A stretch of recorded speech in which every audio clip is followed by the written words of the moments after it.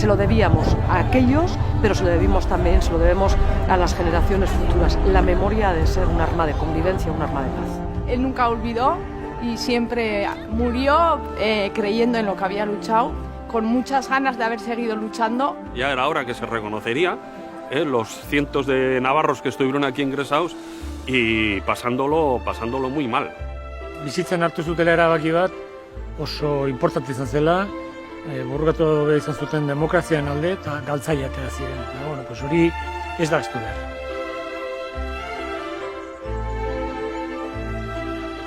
En este campo, y hoy lo podéis ver, que tenemos la lluvia, el barro, lo que han sufrido aquí estos republicanos españoles. Le marcó mucho el hambre y las penosas condiciones de vida, pero también se encontró con la solidaridad y buen hacer de grandes amigos. El exilio es una cosa tremenda. Hizo mucho daño a mi padre, ha hecho mucho daño a miles y miles de personas aquí y sigue haciendo mucho daño a todas esas personas que se ven obligadas de huir de su país por razones políticas. No es cierto que hayan sido olvidados por la historia, y seguro que estamos de acuerdo, querido Raymond.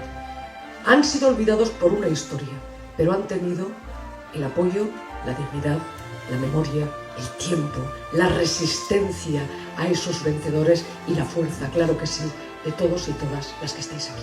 Por eso, en nombre del Gobierno de Navarra, pero en nombre, yo diría, del conjunto de la sociedad navarra, quien ya ha superado aquella manera de hacer historia, quien ya ha superado aquel silencio infame, lo que quiero es daros las gracias, precisamente porque nunca han sido olvidados. Eskerrik asko. No hay que olvidar.